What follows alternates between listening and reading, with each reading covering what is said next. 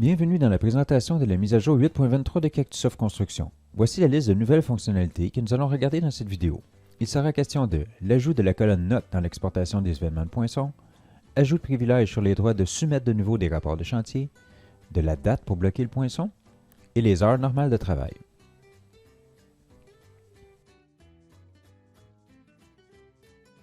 Dans la section Mes chantiers, paramètres, lors de l'exportation des événements de poinçons en Excel, nous avons ajouté la colonne Notes. Ce sont les notes inscrites par le travailleur dans les événements de poinçons. Les notes qui étaient déjà visibles dans la carte de poinçons du chantier au niveau de la paye. Nous avons ajouté un privilège distinct permettant de bloquer l'action de soumettre de nouveau. Par défaut, l'application est comme elle était. Tous ceux qui peuvent soumettre un rapport peuvent le soumettre de nouveau. Par contre, si vous désirez faire en sorte que les contremaîtres ne peuvent plus soumettre à nouveau un rapport de chantier modifié, communiquez avec nous pour faire les ajustements au niveau des rôles dans votre instance. Il serait possible de faire en sorte qu'un travailleur et un contremaître puissent modifier un poinçon, mais que ce ne soit qu'un superviseur et plus qui puisse le soumettre de nouveau à la paye. Voici un exemple. Ce contremaître retourne à sa journée déjà soumise de la veille. On voit que le chantier est terminé, donc soumis. Et on voit également les deux crochets bleus qui indiquent également que c'est soumis au niveau des événements de poinçons. Il modifie son lunch.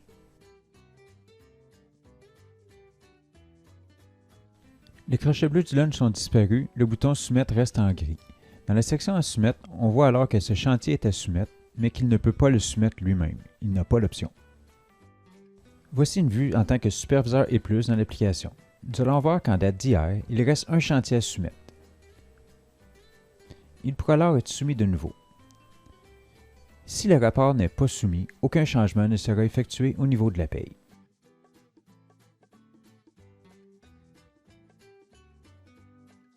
Cette fonctionnalité est optionnelle, mais permet aux personnes à la paye de bloquer les poinçons des travailleurs de chantier.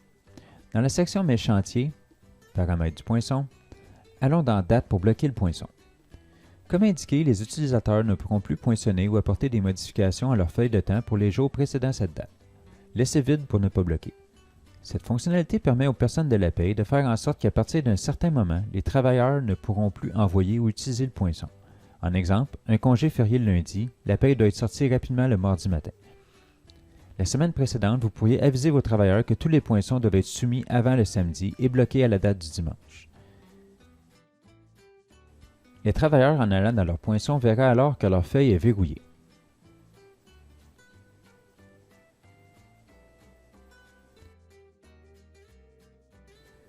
Le plus pour ajouter des chantiers est également disparu. Notez que les personnes ayant le rôle d'administrateur peuvent soumettre les poinçons à la place des travailleurs dans ce cas.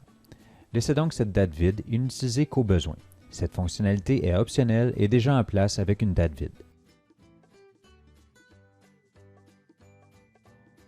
Cette fonctionnalité est optionnelle. Nous avons ajouté le concept des heures normales de travail dans Cactusoft. Si vous ne voulez pas l'utiliser, il n'y a pas de problème. Par défaut, c'est comme auparavant. Dans la section Paramètres de la paye, allons voir ce qu'il en est.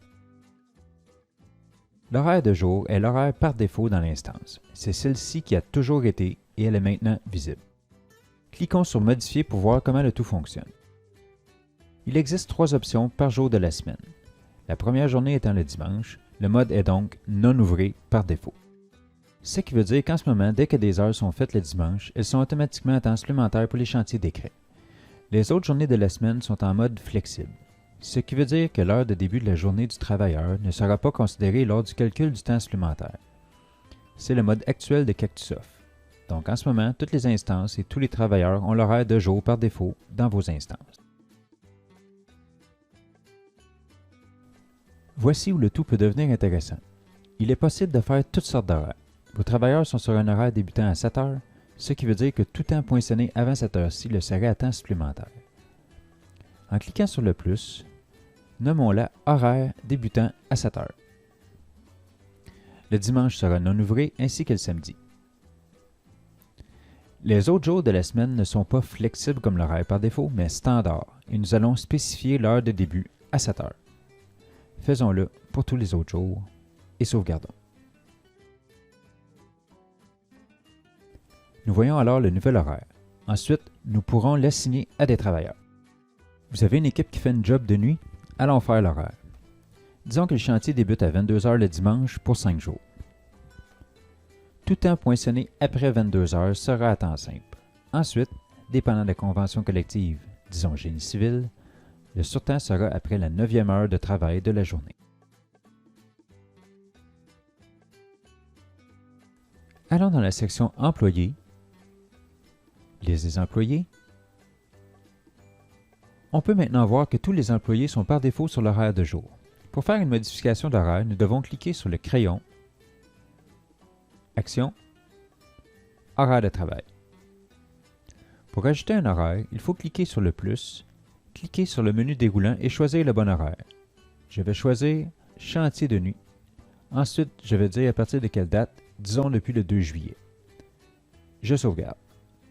Le point vert indique alors l'horaire en vigueur en ce moment. Ce n'est pas réaliste, mais pour vous montrer le comportement de cette fonctionnalité, allons également ajouter l'horaire de jour à partir du 9 juillet.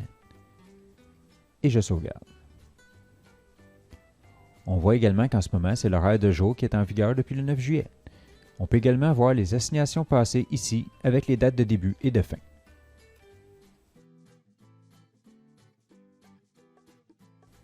Il existe aussi une façon plus rapide pour assigner des travailleurs sur un horaire. Retournons dans Paramètres des ressources humaines, heure normale de travail. Disons que pour l'horaire de nuit, il y a 3 travailleurs à assigner. Par les 3 petits points, cliquons sur Assignation des travailleurs. Je choisis la date d'entrée en vigueur. Ensuite, je peux assigner travailleur par travailleur, ou même en un clic, l'assigner à tous. Je sélectionne mes travailleurs et je sauvegarde. C'est fait. Allons valider dans la liste des travailleurs en passant par le raccourci situé dans les 3 petits points ici.